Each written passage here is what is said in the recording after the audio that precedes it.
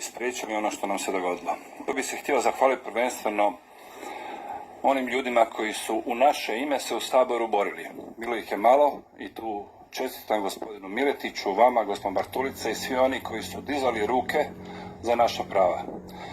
Bili ste nažalost u manjini, ali i to govori nešto, jer u cijelom svijetu su upravo ono koji su bili u manjini, sada se pokazalo da su bili u pravu. Hvala i svim izlagačima današnjim jer su skrenuli pažnju na najvažnije teme, stoga ih ne bi ponavljao i ne bi govorio o tome što smo učili. Mislim da ćemo morati učiti još i dalje kroz istražna povjerenstva ili kroz čak i sudske procese, jer ova stvar ne smije proći nekažnjeno. Naime, i gospodin Biloglav je i dalje bio žrtva sudskih procesa, ima još doktora koji su žrtve, stoga ako su oni morali pred sudom odgovarati za sve postupke, onda će morati i oni koji su namicali ove mjere. I ja sam na kraju krajeva žrtva 6 postupaka, od kojih su neki završili mojim oslobađanjem, tamo gdje sam se mogao braniti, a tamo gdje su me osuđivali bez prisustva, tamo sam morao platiti kaznu. Zahvaljujući dragim ljudima nisam ja morao platiti kaznu. Sad, ono što je važno, ja sam današnjim sudionicima, odnosno onima koji su trebali doći, gospodin Capak, gospodin Kajić i gospođa Bubaš, namjerno ne govorim o njihovim titulama, zato što ih nisu opravdali.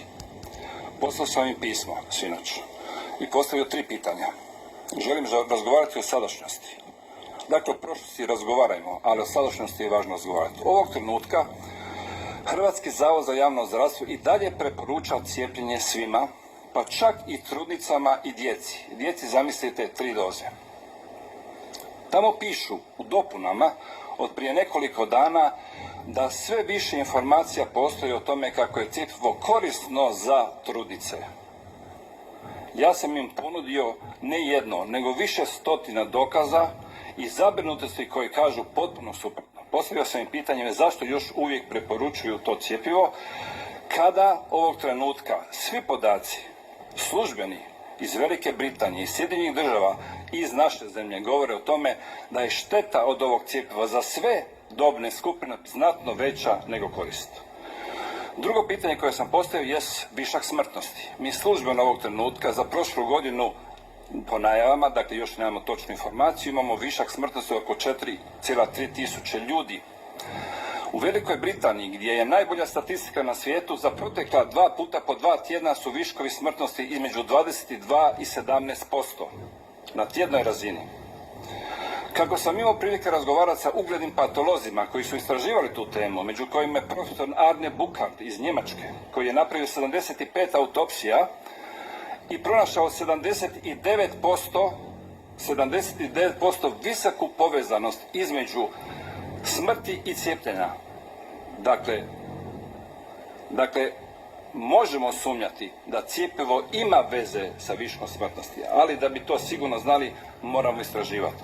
Postavio sam pitanje da li će to istražiti. I treće pitanje je bilo kako ovog trenutka Svjetska zdravstvena organizacija inzistira da se tehnologija mRNA uvodi u sva pedijatrijska cjepiva i sva cjepiva za djecu, odnosno, za životinje. To znači da sutra kad budemo jeli te životinje imat ćemo hranu koja je tretirana mRNA tehnologijom koja se ovog trenutka pokazala promašenom, a dugoročno još uvijek ne znamo koliko je štetna i da li je korisna. Postavio sam pitanje da li će Hrvatska prihvatiti takvu tehnologiju u svim cjepivima. Mislim da je jako važno odgovoriti ta 3 pitanja jer oni određuju našu sadašnjost i blisku budućnost. A na sva ostala pitanja, mislim, imam povjerenje u sve vas ovdje i ljude koji se danas bude u sve većoj mjeri da se ta pitanja moraju raspraviti i moramo dobiti konačne odgovore. A na osnovu odgovora tražiti odgovornost. Hvala svima.